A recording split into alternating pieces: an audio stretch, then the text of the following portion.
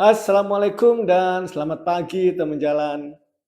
Pada video kali ini saya menemukan artikel yang sangat tidak mengenakan ya, mengenai kejadian yang ada di Kota Lama Surabaya, khususnya di zona Eropa karena sudah ada bibit-bibit kriminalitas yang merugikan pengunjung atau wisatawan. Oke, sebelum lanjut videonya kita intro dulu guys. Nah, untuk artikelnya itu seperti ini teman jalan. Jadi ketika saya baca, artikel ini menceritakan bahwa ada seorang wisatawan asal Kota Malang ya, yang naik becak wisata. Tapi naasnya ketika naik becak wisata, malah mendapatkan pengalaman yang tidak mengenakan, yaitu dirinya kejambretan. Gak main-main ini, yang dijambret adalah HP iPhone yang dipakai untuk merekam. Jadi pada saat itu dia naik becak sambil merekam video ya, biasalah. Saya juga begitu dulu waktu naik becak wisata. Tapi ketika melewati Jalan Kalimalang, malah muncul jambret dan HP-nya yang merek iPhone amblas. Kejadian ini sudah dilaporkan kepada pihak kepolisian dan masih dalam taraf penyelidikan. Oke, kemarin atau tadi malam itu saya baca runut ya peristiwa atau kronologisnya. Jadi korban ini, wanita ini naik becak wisata pada pukul setengah 10 atau pukul 10. Nah ini juga yang cukup aneh teman jalan. Karena setahu saya becak wisata itu beroperasi pada pukul 5 sore sampai pukul 8 malam saja. Jadi pukul 17.00 sampai 20.00 saja. Setelah itu becak wisata resmi dari Kota Lama Surabaya atau yang dinaungi oleh pemerintah Kota Surabaya sudah tidak ada di lokasi. Terus yang dinaiki oleh pengunjung wanitanya apa? Becak apa? Nah itu yang masih belum jelas ya, di artikelnya belum jelas itu becak wisata yang mana. Karena begini teman-teman, jadi selain becak wisata, di Kota Lama Surabaya itu juga banyak becak non wisata ya, atau becak yang tidak berhubungan langsung dengan Kota Lama Surabaya. Intinya mereka tidak di bawah kontrol dari pemerintah Kota Surabaya. Perbedaannya di sini teman jalan. Jadi kalau becak wisata itu, dia itu parkir itu di lokasi yang sudah ditentukan dan beroperasional di jam yang telah ditentukan juga. Untuk lokasi dari becak wisata ini berada di samping gedung Internasio atau dekatnya Air Mancur itu ya, atau di seberangnya Hotel Akordia teman jalan. Dan becak wisata ini memiliki kostum khusus, yaitu drivernya atau pengemudinya itu memakai kaos oblong warna putih dan ada penutup kepala itu berupa apa ya, udeng atau apa itu. Jadi kalau Anda pernah lihat ludruk, nah penutup kepalanya seperti itu, jadi khas Surabayaan. Untuk becaknya sendiri itu benar-benar becak tradisional atau becak engkol seperti biasa teman jalan. Nah, selain itu, rupanya di Kota Lama Surabaya ini juga bermunculan lagi becak yang dimodifikasi dengan mesin motor atau kita sebut dengan bentor. Nah, kalau becak bentor ini tidak ada hubungannya dengan Kota Lama Surabaya teman jalan. Becak-becak tersebut tidak di bawah naungan dari pemerintah Kota Surabaya. Bisa dibilang ini adalah becak non resmi ya. Bedanya dengan becak wisata yang resmi, becak non resmi ini kebanyakan sudah dimodifikasi dengan mesin motor teman jalan. Dan untuk pengemudinya juga tidak memakai seragam atau atribut khusus, yang pakai baju seadanya. Dan biasanya mereka itu mencari penumpang itu di tepi taman sejarah teman jalan. becak non resmi ini biasanya mencari penumpang atau menggait penumpang itu di tepi taman sejarah, dekatnya replika mobil Jenderal Malabi ya, atau di seberangnya Gedung Mandiri itu. Biasanya mereka ngetem di situ sih, seperti yang ada di video ini. Banyak sekali nih yang ngetem di sini, termasuk juga motor ya, motor yang males parkir juga ngetem di sini juga. Padahal itu tidak diperbolehkan ya. Tapi uniknya ini ya, coba kita lihat ya di video ini ya. Itu ada Satpol PP loh, ada petugas 4 orang ya, Satpol PP yang berjaga. Tapi ya kok didiamkan saja. Seharusnya begitu ada bentor atau becak motor satu merapat langsung dihalau, ada motor merapat langsung dihalau satu, gitu kan enak. Nggak nunggu banyak seperti ini ya. Kesannya kan jadi kumuh. Seperti itu teman jalan. Oke, tadi saya sudah bicara spesifikasi atau perbedaan antara becak resmi dan becak non resmi di Kota Lama Surabaya. Jadi harapannya Anda bisa memahami mana nih becak yang resmi dan mana yang becak nggak resmi.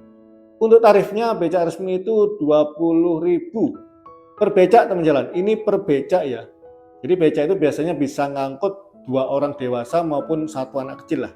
Itu cuma bayar Rp20.000 saja. Kalau untuk yang becak non resmi atau bentor itu saya juga kurang paham ya. Bisa jadi tarifnya itu tawar menawar itu. Jadi tarifnya nggak resmi juga. Seperti itu teman jalan.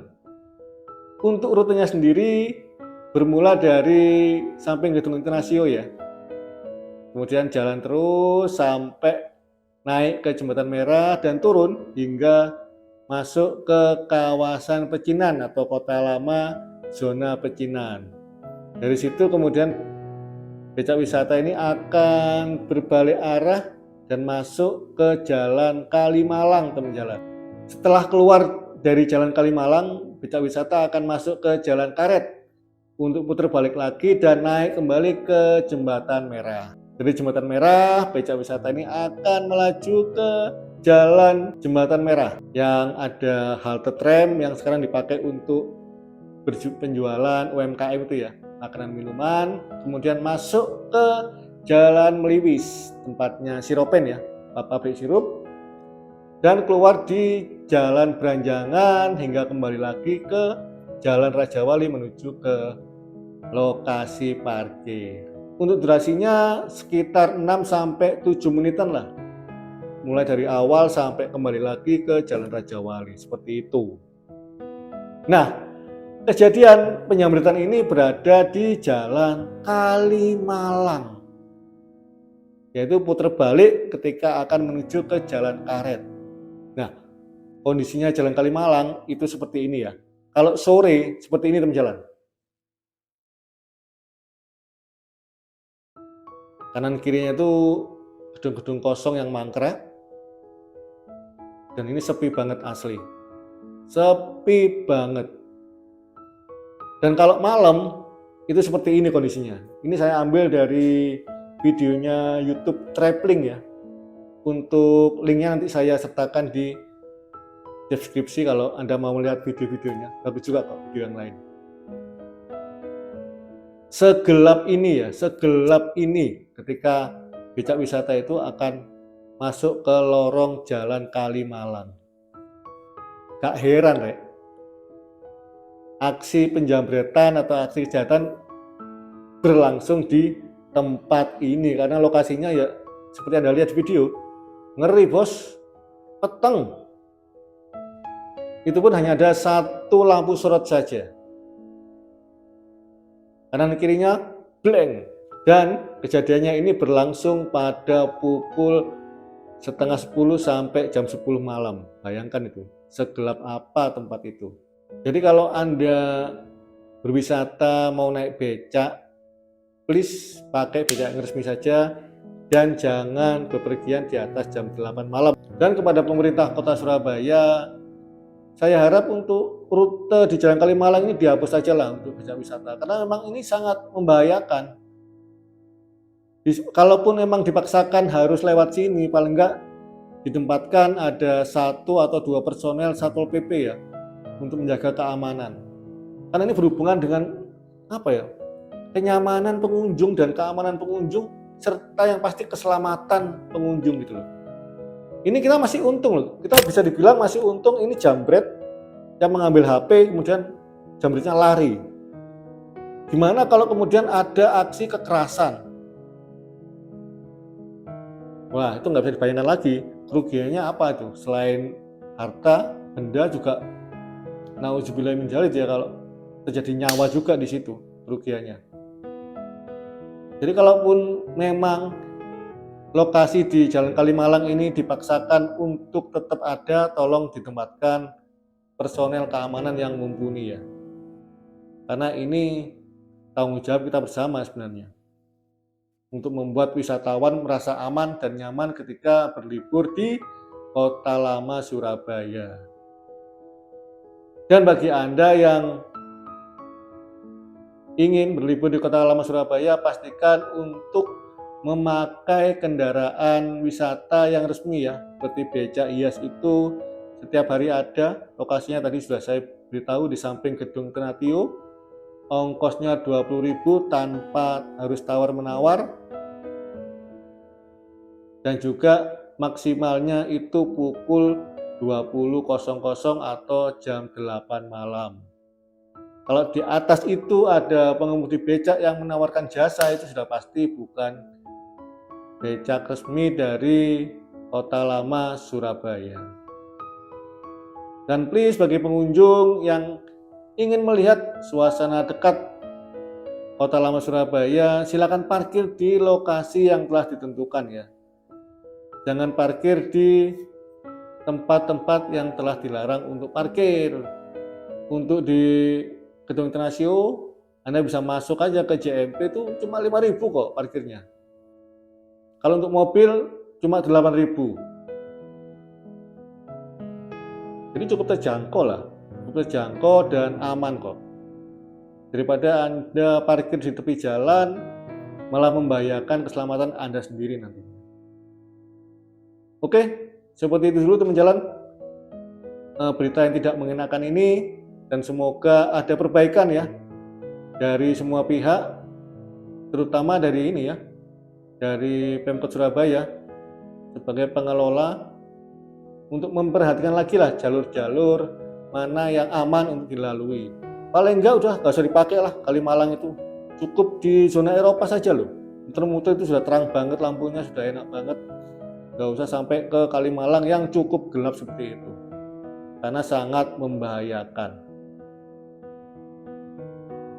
Oke, saya kira cukup sampai di sini dulu teman jalan video kita kali ini, membahas tentang artikel yang nggak mengenakan sih, nggak mengenakan banget loh. Padahal baru saja diresmikan seminggu yang lalu sudah ada kejadian penjamretan. Kursi besi hilang, kabel hilang. Ada.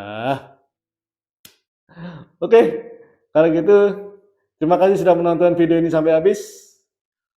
Selamat beraktivitas kembali. Wassalamualaikum warahmatullahi wabarakatuh.